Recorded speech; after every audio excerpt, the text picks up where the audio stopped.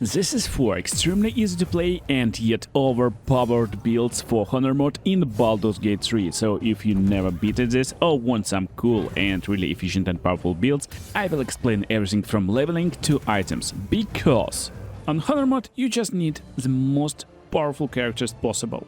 You don't care about dialogues, you don't care about anything, you just want to go and destroy enemies in one single turn, because if you give enemies ability to cast legendary actions on Honor mode, it will be dead for your party. And that's the main most broken character for Honor mode I recommend you to play with. It will be Monk. Yeah, we're starting with the Monk character for really broken and powerful stuff. But we will dump a little bit from dexterity and have 15 in Constitution, 16 Dexterity, 16 Wisdom and 10 Charisma, just so we will engage in dialogues with main character and won't have disadvantage and penalty in dialogue checks. Leveling is pretty simple, one more level in Monk and then in level 3 we're picking our subclass. It will be way of the open hand that unlocks completely broken Flurry of Blows. Using only bonus action and some key points, you will deal 2 attacks with just 1 bonus action. That's crazy. And also ability to stagger, make enemy prone, or even push them off the cliff. Level 4, that's where we're picking our feat. And we're going for no other than Tavern Brawler Monk with +1 into Constitution to round it up. That's why we need a lot of elixirs of Heal Giant Strength for this type of Monk right now in early game, so we can have a lot of strength while not having strength at the same time. So here in Act 1, when you're going into Emerald Grove, you want to turn to the left and go down here. There is a character Auntie Ethel. You just need to take away this lady, so talk with her so she looks in other direction, then switch character, and here is the time when we can just go and sneak. But while she will have this elixirs of Heal Giant Strength, probably it will be hard to steal. Right now we need 10, but with lower level characters you will need a little bit more. That's why instead you want to initiate dialogue, go into trade options and switch into barter mode while splitting these elixirs in pieces. Basically, the lower the cost, the easier the steal will be. So right now it's just 7, -3 to roll to steal this stuff. And you can steal it completely for free basically. And there's really easy way to reset the shops. All you need is to just press level up on any of your characters, it can be your hireling, and just level up one time. It will reset the shop and you can steal more potions and lotions. If you don't like to mess up with the stealing action, there's another way, our Pact of the Blade Warlock, that works right now. So, you need a weapon and you need to bind this weapon, and just like this. And Pact weapon won't be able to be added to wares, but you can add to wares other items, and by clicking and pressing like Ctrl or Shift you can select multiple items and now you can add them to wares. Now in trade menu you're just pressing on sell wares, and this will exhaust all gold from our victim. Now you have a bunch of gold and you can easily buy everything you need. That's it. And coolest part, you don't even need a lot of armors or other stuff. You don't care about armor. Since you get an armor from your dexterity and wisdom, we have 16 armor right now without any armor at all. And the weapons we're looking for in Act 1 is Gloves of Cinder and Sizzle. Your unarmed attacks will deal extra 1d4 fire damage. That's the only stuff we need. So how powerful this monk is?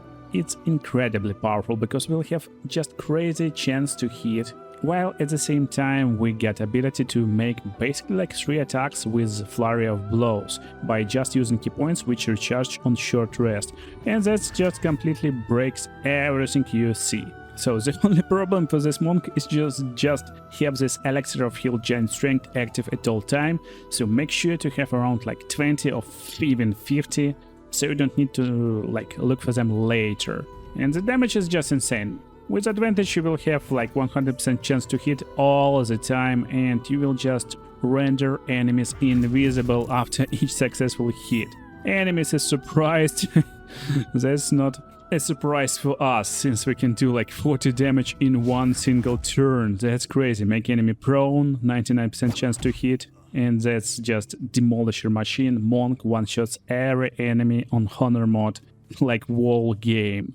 or even multiple enemies in one single turn if you're fighting some easy enemies. That's because Tavern Brawler will give you ability not only to increase your damage, but also increase chances to land a hit, and that's a big deal. This monk definitely can destroy Baldur's Gate alone, but you need the right levels. So, level 5, we're getting one more level in Monk to get extra attack. But we're getting one more level of Monk for level 6. It's a really important level, because now we will overcome resistance or immunity to non-magical damage, and we'll have passive ability Manifestation of Body. First time when I played Monk I did this mistake, so never do this mistake. Unlike other passives, this passives is turned off normally, so you need to go over here and just turn them on over here. You pick one of them, you can go with Necrotic, Psychic or Radiant damage, whatever damage you like, and this damage scales with your Wisdom. This will just add extra damage on top of your normal attacks, and this damage will be of different types, which is really cool. Also, don't forget, as Monk, after you make successful hit with your normal attack, you can use bonus action to deal additional unarmed strike every time from the first level basically, and that's really crazy stuff when you're out of key points and out of flurry of blows. And level 7 is not that important, so we're switching back to Rogue, and that's really important because you will finish Act 2 at around level 9. You will be going to Act 3 at around level 9, level 10, so depending on how much quests you did and how you explored areas, you will be level 9 at least. And that's why you want to switch to Rogue right now and get one level of Rogue. One more level of Rogue at level 8, so you will get ability to use bonus action to dash, and also extra bonus action at level 9. That's where this character completely breaks the game, since now you will have 2 normal attacks, followed by 2 flurry of blows at the same turn. Just calculate this stuff. Right now we're doing around 30 damage with normal attack, so it's 60 maximum, plus 100 damage from flurry of blows. So 160 damage without critical strikes right now at level 9, and that completely breaks the game, and it's even without basically any gear. We got no gear on us. That's crazy.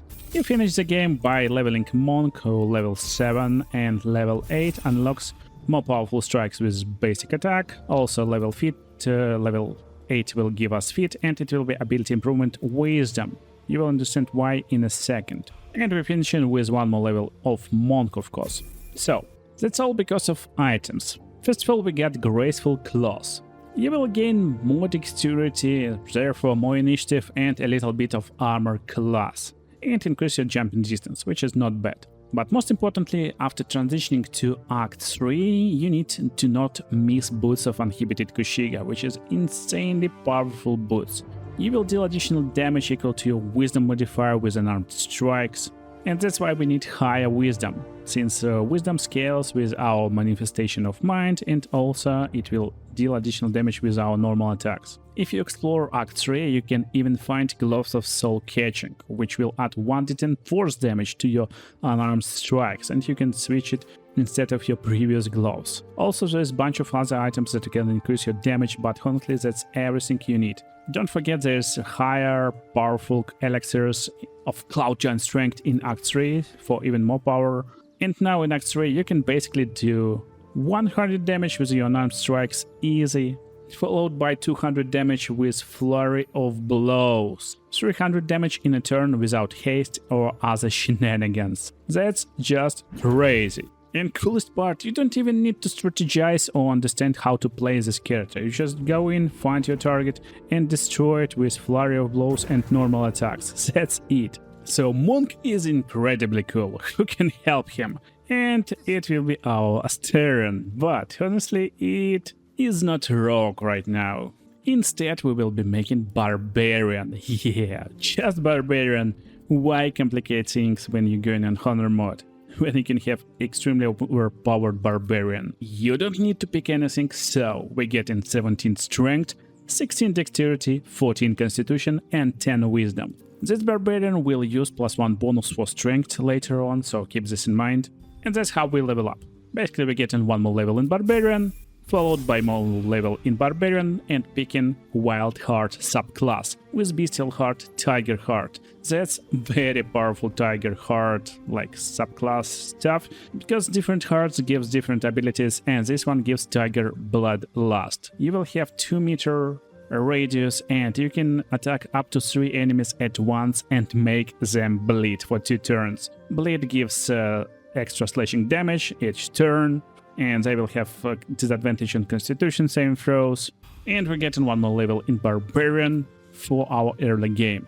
At level 4 we can pick Feat, and we will just focus on ability to hit targets constantly, so getting +2 into Strength. As Barbarian you don't need any armor, because without armor you will have enough armor class to sustain damage. And what we're looking for in early game, we're looking for few items. First of all, we're looking for Monster Slayer Glaive. It's really easy to get, and this weapon will deal additional damage against monstrosity foes. There's a lot of monstrosity foes, extra damage is a nice stuff. Also this got +1 enchantment, more jumping distance, which you will probably do sometime. You will jump to a close distance to your enemies. And basic damage is very good, 1d10 plus your strength. By using this Monster Slayer Glaive you want to get your armor in early game. It's not armor, it's clothing actually, and when enemy damages you, you will gain Wrath for 2 turns. So in-game description is not correct. You will get 2 points of Wrath, and Wrath gives you more damage with your melee weapons. And since you won't have a lot of armor class on this character, and you will engage a lot of enemies most of the time, being able to do more damage when they hit you is a great stuff. Also, this weapon got nice reach as you can see, and that's how it looks like in our early game battles. Honestly, it will look same in late game battles too. When enemy hits you, you're gaining Wrath, as you can see it's 2 turns, so we're getting +2 bonus to attacks. And that's the craziest part, you just start your fight with Rage Tiger, you will have increased jumping distance, and basically you will use your action to do Tiger Bloodlust each turn. You will try to find groups of enemies and just attack both of them, or even more, since you can attack up to 3 targets, and just destroy your enemies by making them bleed. So next turn they will take more damage, while you can easily jump for large distances thanks to our Tiger Heart, or you can close distance by using rush attack from your weapon. That's really nice distance closer too. Wrath giving 1 damage, but still that's not bad stuff, considering you added to every attack and basically slashing your enemies up to dash. You continue game by getting more levels in Barbarian. That's simple. Extra attack at level 5, with picking animal aspect at level 6, and this will be aspect of the beast Tiger. So, you're making enemies bleed by using Tiger attack, and now you add an extra strength modifier when attacking these targets. That's pretty strong. And that's why we basically continue as Barbarian, getting all Barbarian benefits and picking Feat at level 8. Right now we want to go with Great Weapon Master. We already got high chance to hit our enemies, so why not to have this ability to deal even more damage, extra 10 damage with -2 attack roll.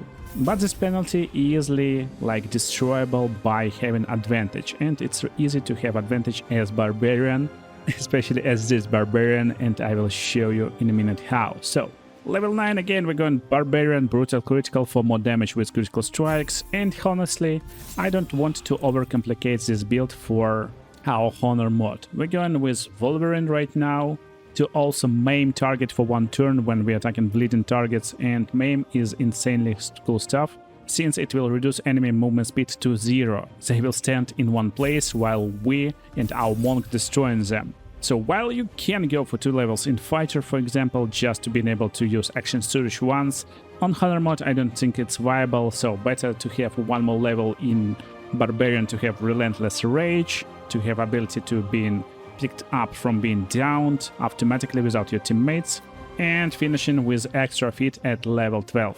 There's a bunch of feats you can pick from. You can pick Alert, but you already got nice initiative, or should have, so you can just go for +2 constitution for saving throws, more armor class and more health, or if you just want more health, go with tough feat. I would go with constitution +2. Gameplay-wise, nothing changed. That's what we are looking for when we advance into the game. We're looking for Drake Throat Glaive, and that's basically upgraded version of our previous glaive. You won't have advantage against monstrosity enemies, but you won't have any extra damage against monstrosity enemies, but you will have extra damage that you can inflict to this glaive or to any other weapon. Honestly, you will use it on this glaive alone for extra fire or cold damage, and it have nice enchantment. And in the late game you can change your armor for bone spike armor. It's just best armor for Barbarian and also very powerful set overall if you're going for full bone spike set. Other items will be completely up to you. Just this build alone will carry you through the game. But of course you can't go through the game without good mage. And this mage should benefit and also support this party. That's why I'm going for Sorcerer, by having some cantrips with fire, Firebolt for example, and some utility stuff like Minor Illusion. We can add Shocking Grasp for melee cantrip and Bone Shield just in case.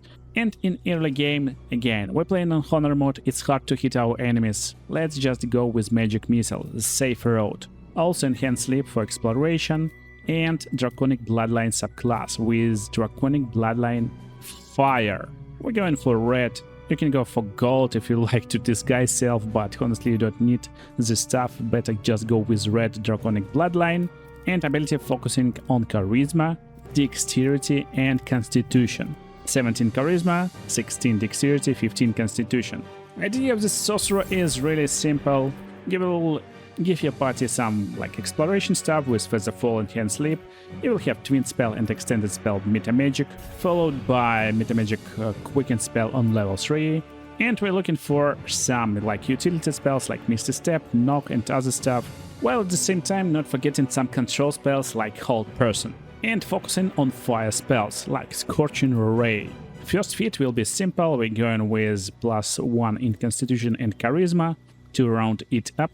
And I guess I don't need to show you how to play this Sorcerer right now. But the items is important, so it will be Spell Sparkler and also Psychic Spark Amulet. Spell Sparkler is a great stuff that will give bonus damage when you're doing damage, and Magic Missile is your bread and butter spell. You will do like multiple instances just with one single cast, and every instance will deal additional lightning damage thanks to Spell Sparkler. And thanks to our Psychic Spark Amulet, we will deal additional Magic Missile Bolt every time we cast this spell. So that's how it works. And that's how we'll level up later in the game. So, unlocking level 3 spells, again we have Fire Wizard, so Fire Bolt, Fire Sorcerer of course. On level 6, it can be different spells that you choose, but I would go with Haste and Counter Spell, that's what you're looking for. Because even when you're unlocking spells from level 4, you don't need them, so you can pick your Counter Spell right now at level 7, unlock extra feat at level 8, which will be simple +2 into Charisma to max it out. Extra spells, it could be any. While you Fire Sorcerer, I wouldn't go with Wall of Fire, we don't want to concentrate on our damaging spells actually, so better get Hold Person right now, if you haven't already of course. And at level 9 we're getting more better control spells. Hold Monster, Dominate Person, that's what we're looking for. It doesn't matter in which order you're picking them. Another really powerful stuff is Hypnotic Pattern and Fear. And Meta Magic Careful Spell or any other Meta Magic because you don't care too much about them. On level 11 you unlock spells from level 6, and of course it will be Globe of Invulnerability always, since it's extremely powerful. And on final level, yeah, you can go with Elemental Adept Fire. There's some enemies who are resistant to fire, but you don't care too much about damage actually from this character. So I would go with Ability Improvement Constitution, just to keep concentration a lot more often. So what is the main thing about this Sorcerer and how this Sorcerer works? It works mostly thanks to our gear, and the gear from Act 2 is a potent rope that will give you bonus damage to your cantrips.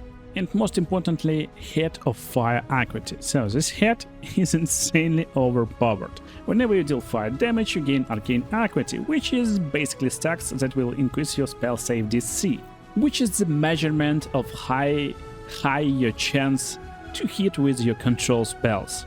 And that's how it looks like. Of course, I added Markihish Kir to the mix, so it's from the Act 3, you already know. You can add Kireshka Favor while using this stuff, and that's pretty powerful stuff actually. So how spell save DC works basically. When we're trying to hold person, or any other disable spell like Hold Monster, Fear, we will have chance to succeed. And normally enemies will roll something against us, so it will be Wisdom saving throw against our spell save DC. Our spell save DC right now is 14, so when we're trying to hit with the spell, enemy need to roll against 14, actually with some bonuses, so it's like 90% right now, or he don't have really high wisdom. Yeah, he don't really have really high wisdom, it's just 10. But you know who has high wisdom? Mages, of course. Yeah, mages have high wisdom, so it's just 80% chance to hit mage. And that's Act 1 enemies, of course. In later acts, it will be a lot harder. Not actually too much a lot, because enemies won't have higher wisdom in later stages of the game.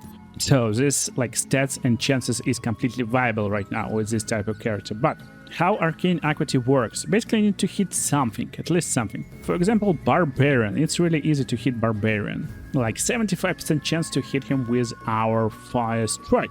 And every time we hit something with fire, we gain this Fire Equity stacks. Right now we get 2 of them. And that's the secret. So right now I have 85% chance to hit him.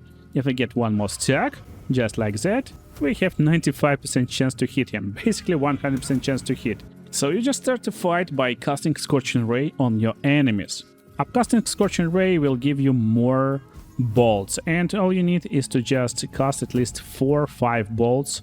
So level 4 Scorching Ray is more than enough if you hit all bolts. Alternatively, you can just use Firebolt, of course, and you can even cast it preemptively on some like stuff before the fight. If you deal damage to this, like bricks or whatever, you will deal basically damage and get this Arcane Equity stacks. And what changed when we get the stacks? Changed our abilities to hit this control spell. So Hold Person right now, we can upcast it to hit all persons. We'll have 95% chance on all targets basically. There's a lot more gear with high spell save DC bonuses, and you can easily just go and control all enemies at once. With Fear spell, you can make them drop their weapons. With Hypnotic Pattern, you basically will make them attack each other or move away. And you will just deal damage with some fire spells. Mostly you will use this Sorcerer in party to like deal some fire damage first. And then comes your other party members. Because in melee range, every hit against holded person will be critical hit, so it will be not maximum of 92 damage, it will be 200 damage per flurry of blows, which makes this combination completely insane. You just destroy all enemies in one single hit, and then as needed reposition with your Fire Sorcerer and continue dealing fire damage, because even basic Firebolt cantrip can deal crazy amounts of damage to your targets. As you can see, it's completely broken party right now, and we can make it even more broken just by adding Cleric to the mix. And this is pretty fun one. Instead of starting as Cleric, we will go with Sorcerer, and we will pick Storm Sorcerer subclass. This will give us ability to cast Fly as bonus action after we cast any spell, and that's crazy, because the biggest part of Cleric is movement speed. So just by adding Storm Sorcery at level 1, we get not only Constitution saving throw proficiency to keep our concentration, but also extreme mobility. And bunch of Sorcerer cantrips, which is also pretty fun, but we're not using these cantrips, since Sorcerer we cast cantrips with Charisma, and we don't want high Charisma on the Cleric, so for cantrips go with utility stuff. Minor Illusion, Mage Hand, Dancing Lights, and you can have something like Firebolt just in case you need to attack some boxes. But you got Fire Sorcerer, so for this party just go with blue cantrips, just utility stuff. For spells, you can have Shield spell as Cleric. Yeah, that completely breaks this class, since we will have really high armor and even more armor with Shield. We will be completely extremely tanky dude. And you can like share spells with your Sorcerer, so you can have Enhanced Sleep on Cleric and Featherfall on Sorcerer, or you can even have Magic Missile just in case you need 100% chance to hit something. Magic Missile won't be affected by your spellcasting ability, so it's a nice pick. And we're going to focus on Wisdom and Constitution, of course. For our abilities, we're going with 10 Strength, 14 Dexterity, 16 Constitution, 16 Wisdom, and 10 Charisma. So, straight from level 2, we're switching to Cleric, and this will be, again, pretty much any Cleric, but we're going with Tempest now. Tempest Cleric will give us proficiency in heavy armor, so we can be extremely tanky, and also a bunch of Tempest Thunder spells, with ability to use our reaction to strike back on attacking creature with thunder or lightning damage. For based spells, we're going completely with the same spells: range, melee spell, healing word, and bless, and basically continuing our journey as Cleric, as Tempest Cleric of course. On second level, we will get Destructive Rust to deal maximum damage with lightning or thunder, and it can be triggered anytime we want, once per long rest if I remember correctly. So instead of focusing on lightning spells like you mostly will probably do, since we got Fire Sorcerer in the mix, we will focus on thunder damage. So it will be Shatter, which is really cool, and we will basically try to push enemies off cliffs, push them off balance with our thunder spells mostly, while at the same time using Cleric stuff like Aid and Enhance ability of Battle. Stuff that will help us in early game will be completely different right now, and instead of focusing on damaging enemies with our weapon, we won't do it at all with this type of Cleric. We will go with Faller Aloof Blade as our main weapon, and we won't use it as a weapon anyway. We will use only Faller Aloof Melody, Shriek, which will add extra thunder damage for us and also our allies. That's the beauty of this party build. To increase the thunder damage that we're doing, we will use Ring of Absolute Force, but to make sure to activate this bonus you need Mark of Absolute of course, but it's definitely worth it. Also, this ring gives completely free Thunder Wave, so we can push enemies every now and then, and to increase benefits of the thunder damage, since we will inflict loads of conditions with our spells, we can use Boots of Stormy Clamor, for example. That's completely optional, honestly, you can use any other boots on this build. And that's basically how this Cleric looks like in fight early game. All you need to do is to just cast Faller Aloof Melody Shriek, as I told you, for extra thunder damage. And that will make enemies under Shriek condition instantly, everyone who is inside of red circle. After inflicting this condition, they will have reverberation on themselves, and this reverberation will also apply penalty to dexterity strength saving throws.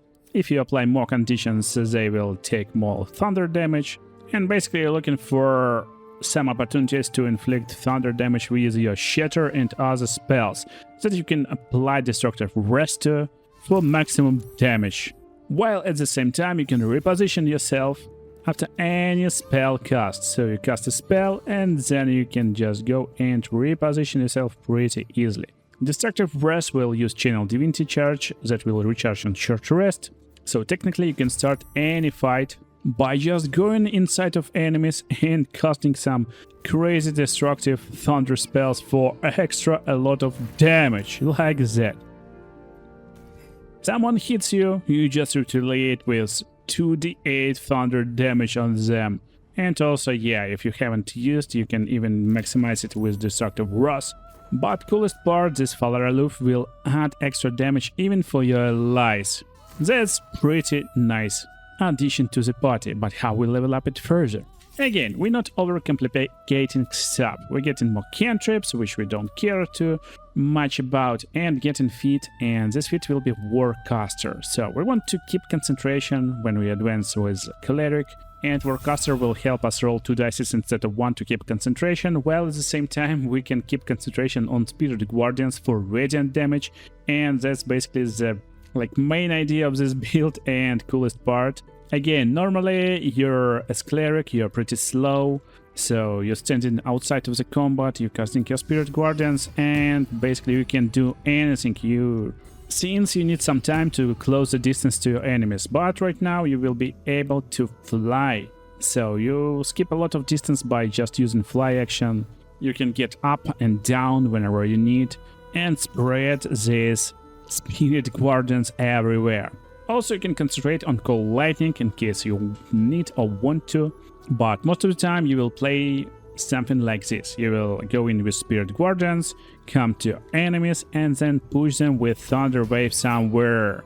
So they will be in one place, and when they pushed, then you come in with Spirit Guardians and lock them in even more. So next level, we basically continue as Cleric. You will unlock Thunderburst Strike, When you deal thunder damage to a creature that is large or smaller, you can also push it up for 3 meters.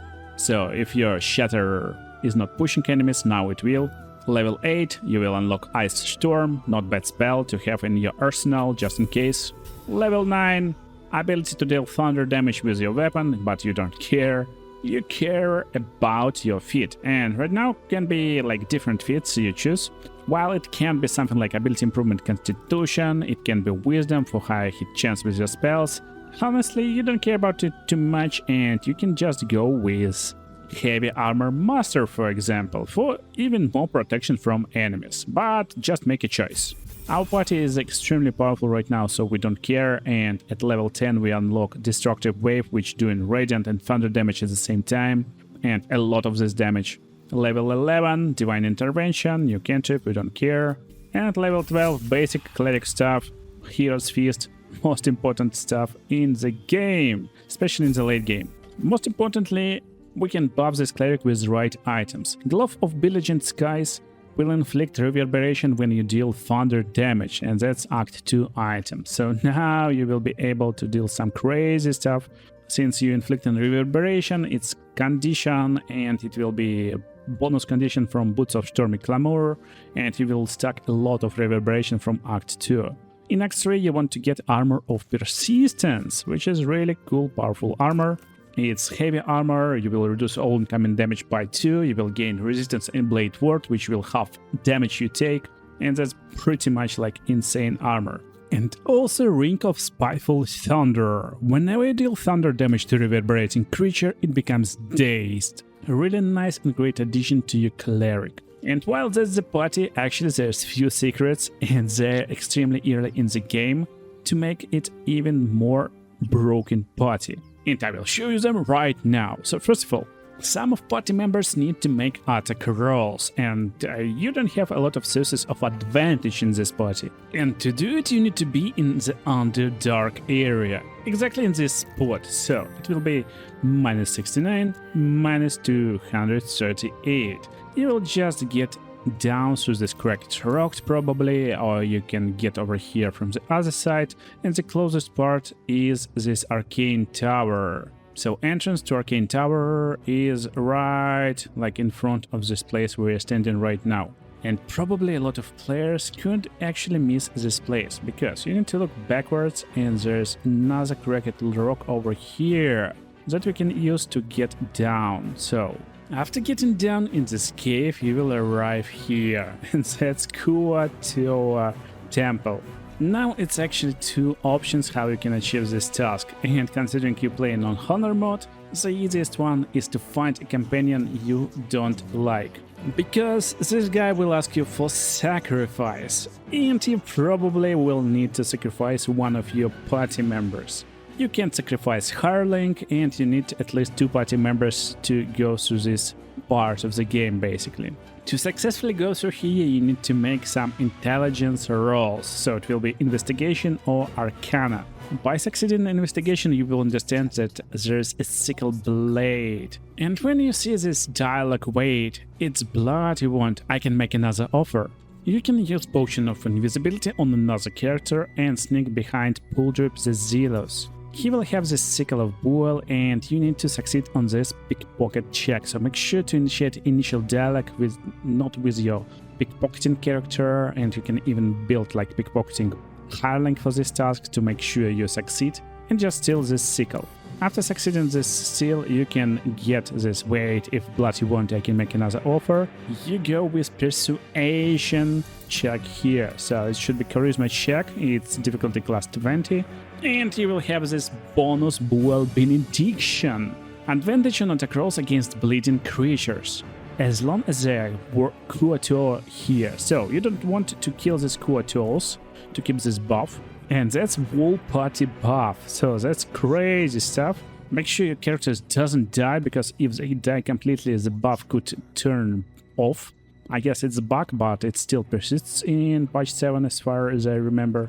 But here basically how it looks like: you start battle with Barbarian, and your mage, for example, have 85% chance to hit, but after turning on Rage and doing target blast attack, you will make enemy bleed and maimed. He will stuck in one place, while your mage will have advantage on attack rolls and 100% chance to hit and basically destroy this enemy while getting arcane equity stacks. And with enough arcane equity you will have 100% chance to hold monsters basically.